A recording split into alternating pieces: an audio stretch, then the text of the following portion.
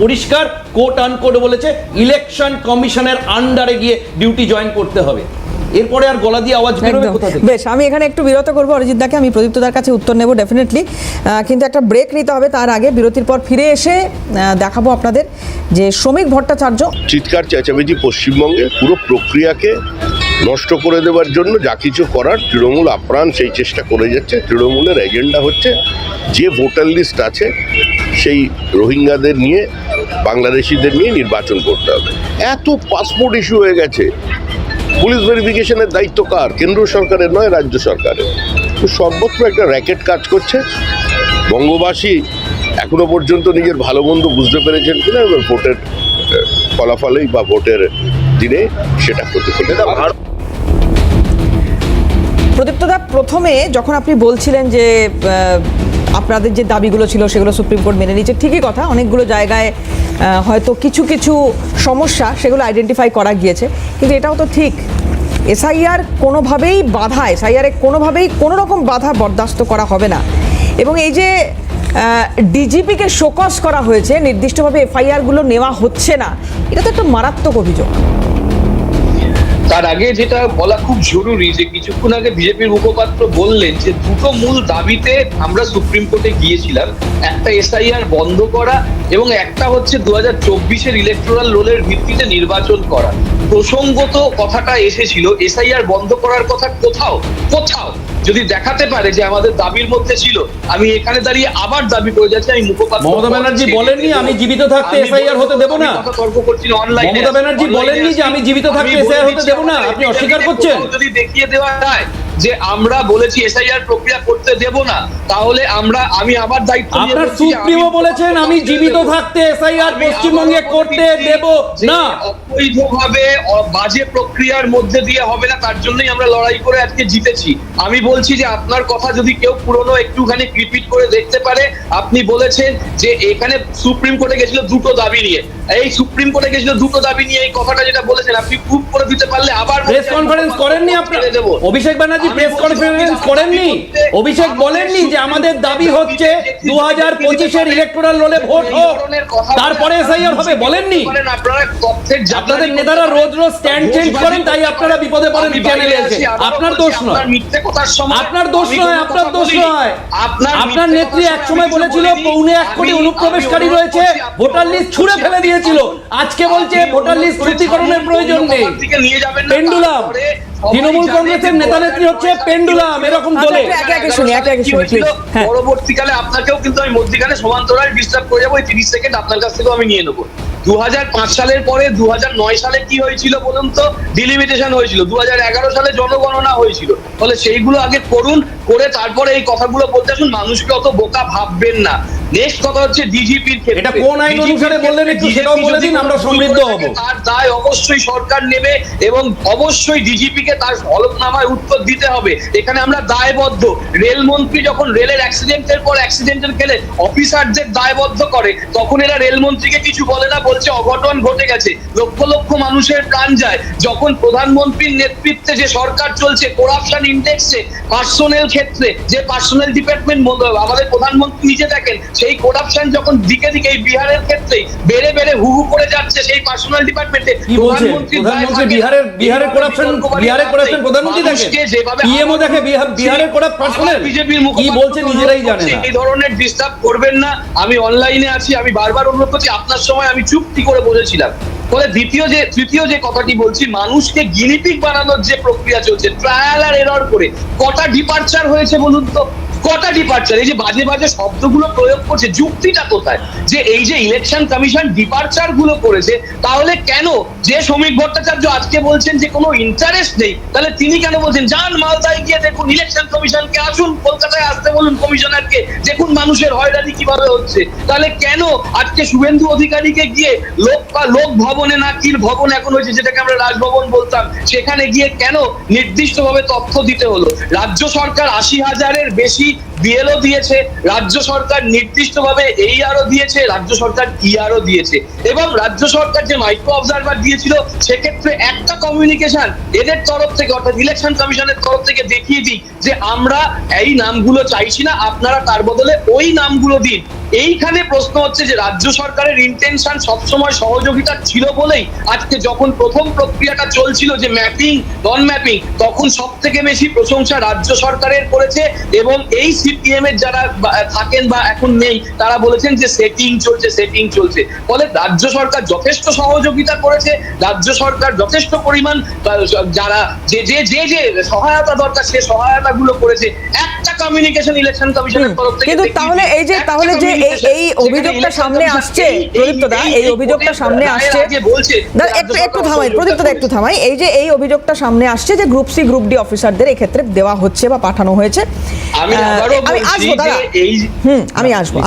আমি একটু অমিতাভদার কাছে যাই, অমিতাভ কাঞ্জিলালদার কাছে যাব যে অভিষেক মনু সিংভি তিনি বলছেন যে কমিশন কখনোই আমাদের কাছে গ্রুপ বি অফিসার চায়নি, যেটা কিছুক্ষণ আগে অরিজিৎ দা বলছিলেন যে এক্ষেত্রে গ্রুপ সি গ্রুপ ডি দের অফিসার বা কর্মচারীদেরকে পাঠানো হয়েছে বা কাজে লাগানো হয়েছে। তাহলে কি কোথাও এটার পেছনে ইচ্ছাকৃত এই শব্দটা জুড়ে যায়?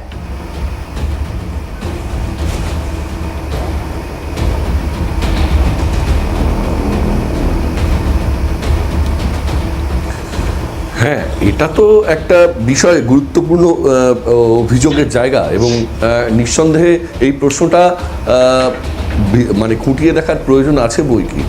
রাজ্য সরকার এসআইআর প্রক্রিয়ার বিরোধিতা রাজনৈতিকভাবে যে দল করতে গেছিল সেই রাজ্য সরকার, তারাই রাজ্য সরকার চালাচ্ছেন যখন এই প্রক্রিয়া শুরু হলো, তারা এমন সমস্ত কর্মীদেরকে দায়িত্ব দিলেন যাদের চাওয়া হয়েছিল তাদের তো দিলেনই না, যাদের দিলেন তাদের অধিকাংশই এই ডিজিটাইজ পদ্ধতিতে পুরো বিষয়টি তাহলে ঠিক এই জায়গাটায় আমি বলি অমিতাভদা, এই প্রশ্নটা কি তাহলে ওঠে না যে তাহলে নির্বাচন কমিশনই বা এতদিন কি করছিল?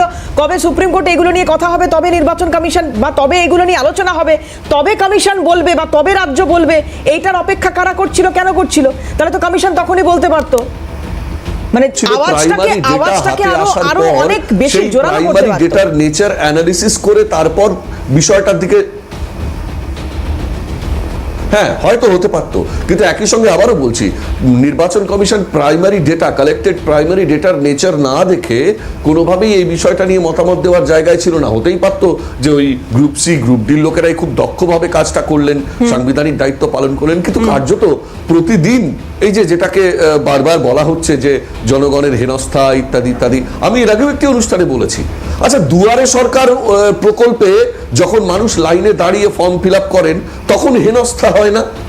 যখন কোনো সরকারি প্রকল্পে কিছু টাকা পয়সা পাওয়া যাবে এমন জায়গায় মানুষকে লাইনে দাঁড়িয়ে দীর্ঘ সময় রোদ জল বৃষ্টিতে ভিজে সেই সরকারি প্রক্রিয়া অংশগ্রহণ করতে হয়, তখন হেনস্থা হয় না? প্রশ্ন হচ্ছে এখানে যেহেতু কিছু পাওয়ার নেই, শুধু কিছু প্রশ্নের মীমাংসার জন্য উত্তর দিতে হবে বলে লাইনে দাঁড়ানো, সেটাতেই হেনস্থা বোধ করছেন, সেটাতেই হয়রানি বোধ করছেন। এটা দেশের নাগরিক হিসেবে এটা তো আমাদের কর্তব্যের মধ্যে পড়ে। সুতরাং ওই যে বলছিলাম বেশ কিছু নাটকীয় মোচড় দেওয়ার চেষ্টা হচ্ছে, এবং যে কথাটা প্রদীপ্ত খানিক আগে বলছিলেন আমাকে প্রমাণ করে দিন আমি তাহলে ইত্যাদি ইত্যাদি ইত্যাদি ইত্যাদি, এটা তো আগের দিন সুপ্রিম কোর্টে দাঁড়িয়ে আমি শুনতে পাচ্ছি না দেবার। অমিতাভদা, আপনি বলছেন নাগরিক হিসেবে এটা আমাদের কর্তব্য, কিন্তু যারা জানেনই না যে তারা আদৌ নাগরিক কিনা দেশের, মতুয়া ভাই বোনেরা এখনো বুঝতেই পারছেন না তারা কি করবেন, ভোট দেবেন না কি করবেন? হ্যাঁ একেবারেই এটা এই গোটা প্রক্রিয়াটা তো সেই কারণে যে বৈধ ভোটারদের খুঁজে বার করবার জন্য, কারা প্রকৃত ভোটাধিকারের অধিকারী হতে পারেন সেটাই বাছাই করবার জন্য। কারণ আমরা তো বারবার এই পশ্চিমবঙ্গের রাজনীতি বারবার অনুপ্রবেশের প্রশ্নে বিদ্ধ হয়েছে, বারবার বহিরাগতদের প্রশ্নে বিদ্ধ হয়েছে, এবং সেই জায়গা থেকে যদি একটি ত্রুটিমুক্ত নির্বাচক তালিকা তৈরি করা যায় তাতে ক্ষতিটা কার? তাহলে আগে জনগণনাটা সঠিক সময় সঠিকভাবে করে তারপর এসআইআর এর প্রয়োজন ছিল নাকি? নিঃসন্দেহে এটা একটা গুরুত্বপূর্ণ দিক। জনগণনা যে রাজ্যে হয়নি বা জনগণনা হয়নি গত 10 বছর, অতএব সেক্ষেত্রে দাঁড়িয়ে এসআইআর পরিচালনা একটা জটিল চ্যালেঞ্জ বটে, এবং তার উপরে নির্বাচন কমিশন এর ভেতরে যে ডিজিটাইজ পদ্ধতি এবং কৃত্রিম বুদ্ধিমত্তা মানে এআই এর ব্যবহার শুরু করে দিলেন, এটাও আনপ্রেসিডেন্টেড, এর আগে কোনো ঘটেনি ভারতবর্ষে এসআইআর প্রক্রিয়াতে।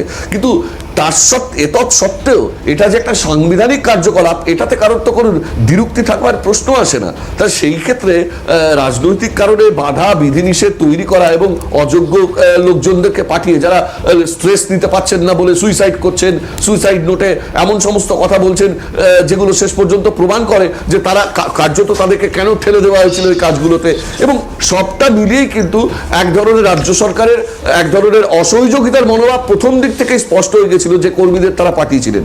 আজকে সুপ্রিম কোর্টে তারা যখন জোরদার সওয়াল করলেন এবং সুপ্রিম কোর্ট যখন নির্দেশিকা জারি করলো, তারপর এই ৮৫০৫ জনের নাম সামনে এলো এবং তাদেরকে যোগদান করবার জায়গাটা সুনিশ্চিত করতে হচ্ছে এই রাজ্য সরকারকে। সেটা নিঃসন্দেহে ওই খানিকটা চাটি খেয়ে লাইনে আসার মতো ব্যাপার। নাহলে এ রাজ্যের এসআইআর প্রক্রিয়া শুরুর একেবারে প্রাথমিক উষালগ নেই। আমরা দেখেছি এ রাজ্যের বেশ কিছু নির্বাচন আধিকারিককে তাদের জায়গা থেকে সাসপেন্ড করবার জন্য এই নির্বাচন কমিশনকেই বলতে হয়েছে, মুখ্য সচিবকে ছুটে যেতে হয়েছে বারবার নির্বাচন কমিশনে। এমন পরিস্থিতি আর কোন রাজ্যের ক্ষেত্রে তৈরি হচ্ছে, আর কেনই বা হবে? এটা মোটেই কাম্য বিষয় সেই নয়। প্রশ্নের উত্তর ডেফিনেটলি খুঁজবো। আমি প্রদীপ্ত দার মানে ভীষণভাবে বিরোধিতা করছেন প্রত্যেকটা কথার। আমি আসবো প্রদীপ্ত দা, আপনার কাছে আসবো। একটা ব্রেক নিতে হবে, খুব শার্প ব্রেক। কংগ্রেসের তরফ থেকে সিও দপ্তর অভিযান ছিল এবং সেখানে যেটা মূল দাবি ছিল অমিতাভ দাদের যে লজিক্যাল ডিসক্রিপেন্সির নামে বৈধ ভোটারদের নাম বাদ যাচ্ছে। তো এখন তো দাদা এই যে বেশ কিছুটা সময় বাড়লো, বা ধরুন আরেকটু হয়তো অন্যভাবে বিষয়টা ঘটবে, কারণ ৮৫০৫ জন গ্রেড বি অফিসার দেওয়ার কথাও বলা হচ্ছে। তো যদি কিছু ভুল ভ্রান্তি হয়ে থাকে সেগুলো রেকটিফাই করা হবে কি মনে হচ্ছে? হ্যাঁ, দেখুন, এত অল্প 7 দিনও কিছু খুব যে বড় বেশি সময় তা নয়। এখন ব্যাপার হচ্ছে যে 1,36,1,36 লক্ষ এই লজিক্যাল ডিসক্রিপেন্সির আন্ডারে পড়েছিল। প্রায় 1,36,1,36 লক্ষ, মানে বিশাল।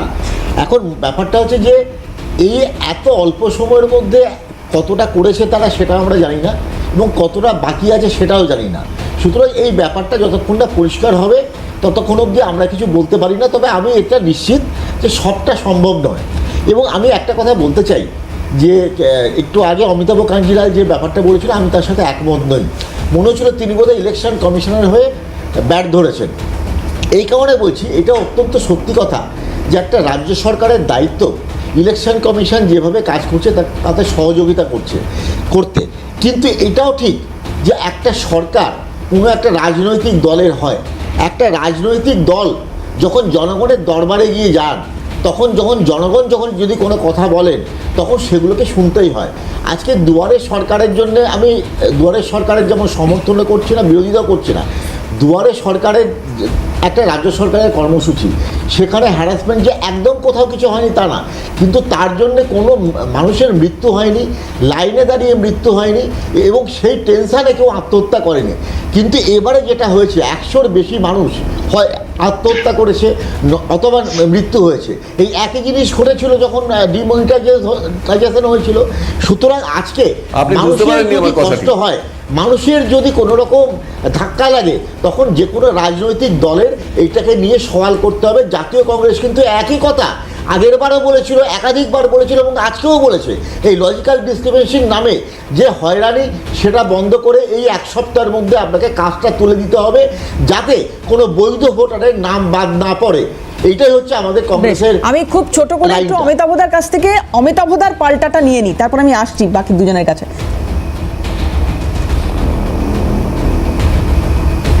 না, নিঃসন্দেহে উনি যেটা বলছেন এরকম আরো অনেক সুর আগামীতে মিলবে, শুভঙ্করী সুর পরস্পর মিলতে শুরু করবে।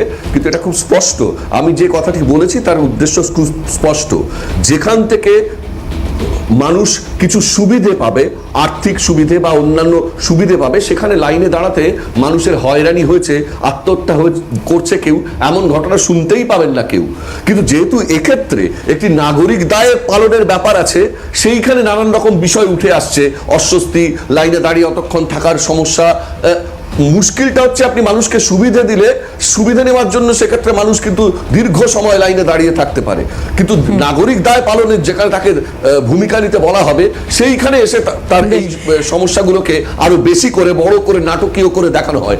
ডান বাম মধ্যপন্থী সকলেই এই কাজটা বেশ করছে। বেশ বেশ আমি যেটা একদম একেবারেই সময় অনুচিত। খুব সংক্ষিপ্ত, প্রদীপ্তদার কাছে আসবো, তারপর অরিজিৎদার কাছে। প্রদীপ্তদা, না, যে কোনো রাজনৈতিক দল যখন বলছে সেগুলোকে বাদ দিয়ে দিন, আর রাজনৈতিক বিশ্লেষক যেটা বলছেন সেটাকে রাখুন, রেখে তাকে একটু সঙ্গে নিয়ে তারকার চোখে আপনি একটু এই এই এই এই বিষয়টাকে দেখুন। তো তারকা তো রাজনৈতিক বিশ্লেষকরা বিশেষ তারকা হন, তারা মানুষের মন মনস্তত্ত্ব সব বুঝে যান। লাইনে দাঁড় করিয়ে মানুষের মনস্তত্ত্বটা বোঝার চেষ্টা করুন, তাহলে বুঝতে পারবেন যে লজিক্যাল ডিসক্রিপেন্সির নামে মানুষকে গিনিপিগ বানানো হচ্ছে, এবং তার ফলে যে লোকটা দাঁড়িয়ে আছে এবং তার বাড়িতে যার জন্য দাঁড়িয়ে আছে সে রাত্রে মারা যাচ্ছে, তখন তার কষ্টটা যারা বুঝতে পারে তারা এই ধরনের কথা বলতে পারে না। বিনা কারণে যখন লাইনে দাঁড় করানো হচ্ছে, বিনা কারণে 2002 সালকে যখন ম্যান্ডেট ধরে বিনা কারণে দাঁড় করিয়ে দেওয়া হচ্ছে, সেটা যারা লাইনে দাঁড়ায়নি, ওই চেয়ার প্রফেসরের মতন বাড়িতে বসে গবেষণা করে একটা বড় বড় কথা বলতে পারে, তাদের এই কথায় মানুষ আসবে, নিখাত তাদেরকে অবজ্ঞা করবে। বেশ অরিজিৎ। দেখুন, সময় খুব অল্প, খুব ছোট্ট করে একটা কথা বলি। আমরা এই এসআইআর চলাকালীন, আমি অমিতাভ দা আসবো দাদা আসবো, একটু শুনে নি অরিজিৎ দা, প্লিজ। আমি আসবো। তুমি সত্যি থেকে সরে যাচ্ছ। আমরা এসআইআর চলাকালীন, আচ্ছা, একটু শুনে নি অরিজিৎ দার বক্তব্য, প্লিজ। আমি আসবো। চলাকালীন হ্যাঁ। তৃণমূলের দাবি করা এসআইআর মৃত্যুর পরবর্তীতে দেখতে পেয়েছি তৃণমূল কাউন্সিলর টিটেগড়ের বলেছেন এসআইআর এর সাথে কোনো সম্পর্ক নেই। এও দেখতে পেয়েছি যে লিখিত নোট এমন একজন লিখে গেছেন যার ভাইরা বলছেন, অর্থাৎ শালির হাজবেন্ড বলছেন উনি তো লিখতে পড়তে সেভাবে পারতেন না। সেগুলো বিষয় না, বিষয়টা অন্য জায়গায়। বিষয়টা হচ্ছে একটি মানুষের মৃত্যু হলেও সেটা বেদনাদায়ক, কিন্তু সেটা হলো কেন? আমি একটা ছোট্ট উদাহরণ দিয়ে আমার বক্তব্য শেষ করব। যখন এসআইআর এর কাজ পশ্চিমবঙ্গে প্রাথমিকভাবে শুরু হচ্ছে, ইলেকশন কমিশন বলেছিল পশ্চিমবঙ্গের এই হিউজ ডেটাবেস মেনটেন করার জন্য, ফর্ম ডিজিটাইজ করার জন্য, ডেটা এন্ট্রি করার জন্য 18,000 ডেটা এন্ট্রি অপারেটর নিয়োগ করতে হবে, এবং সেটা ইলেকশন কমিশন নিয়োগ করবে। মমতা ব্যানার্জি করতে দেয়নি, কারণ মমতা ব্যানার্জি খুব পরিষ্কার বলেছিলেন ওনার যে ওই বুথে বুথে বিএসকে চলে, যেখানে ওনার তৃণমূল কংগ্রেসের ক্যাডাররা বসে, সেই তৃণমূল ক্যাডারদের নাকি ডেটা এন্ট্রি অপারেটরের কাজ দিতে হবে, যাতে করে তিনি রোহিঙ্গা, মুসলিম, অবৈধ বাংলাদেশিদের নাম ডেটাবেসে উইদাউট ভেরিফিকেশন তুলে দিতে পারে। আমাদের পরিষ্কার বক্তব্য হলো যে একজনও বিএলও যদি কাজের চাপে আত্মহত্যা করতে বাধ্য থাকে, তার ডাইরেক্ট দায়িত্ব মমতা ব্যানার্জি। কারণ আজকে যদি 18,000 এই ধরনের ডিজিটাল অ্যাসিস্ট্যান্ট নিয়োগ হতো, একজনও বিএলওকে ডিপ্রেশনে ভুগতে হতো না, বা কাজের চাপে কাউকে বলতে হতো না যে আমি একদম সময় শেষ। প্রদীপ্তদা আর সময় দিতে পারবো না। অমিতাভ দা 10 সেকেন্ড নেবো। অমিতাভ দা প্লিজ, প্রদীপ্তদা, অমিতাভ দা 10 সেকেন্ড।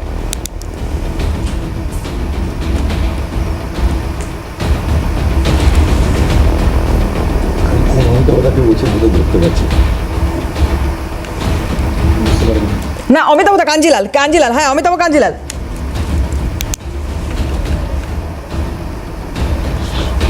হ্যাঁ, আমি যে কথাটা বলছিলাম সেটা খুব স্পষ্ট করেই আবার আরো একবার উচ্চারণ করতে চাইছি। সেটা হচ্ছে এই যে গোটা প্রক্রিয়াটা, এই প্রক্রিয়াটার সঙ্গে যে যে আত্মহত্যার ঘটনাগুলো, মৃত্যুর ঘটনাগুলো ঘটেছে, সবগুলো অত্যন্ত দুর্ভাগ্যজনক, কিন্তু এর সঙ্গে নাটকীয়তাও প্রচুর। তুফানগঞ্জ কলেজের বাংলার অধ্যাপক মারা গেলেন, তৃণমূল কংগ্রেস বলে দিল, মানে বড় বড় করে ফেসবুকে প্রচার করে দিল যে তিনি নাকি এসআইআর এর জন্য মারা গেছেন, এসআইআর চাপ নিতে না পেরে মারা গেছেন, উৎকণ্ঠায় মারা গেছেন, যে তার নাম বাদ পড়ে গেলে কি হবে, ইত্যাদি ইত্যাদি। এই নাটকীয়তাগুলোর কোনো প্রয়োজন ছিল না। এবং একই সঙ্গে আবারও বলছি, যে সমস্ত বিএলওরা চাপ নিতে না পেরে আত্মহত্যা করেছেন, আদপেই তাদের কি বিএলও হওয়ার কথা ছিল? নির্বাচন কমিশন কি চেয়েছিল এই ধরনের কর্মীদেরকে দায়িত্ব দেওয়া হোক এই গোটা কাজটা পরিচালনার? ফলে এটা যে ম্যানমেড ডিজাস্টারকে ডেকে নিয়ে আসেনি, সেটার দায়িত্ব কে নেবে? সুতরাং আপনার কাউন্সিলরের, তৃণমূল কাউন্সিলরের চাপে ডাইরেক্ট থ্রেটে যে বিএলও আত্মহত্যা করেন, নতুন ন্যারেটিভ একটা তৈরি হলো, ম্যানমেড ডিজাস্টার। অমিতাভ দা যে কথা বলছেন, বেশ, আজকে সময় শেষ। প্রত্যেককে ধন্যবাদ সময় দেওয়ার জন্য, এবং আপনারা যারা আমাদের সঙ্গে এতক্ষণ ছিলেন, ধন্যবাদ। শেষ করছি। অন্যান্য সব খবরের জন্য চোখ থাকুক CNN।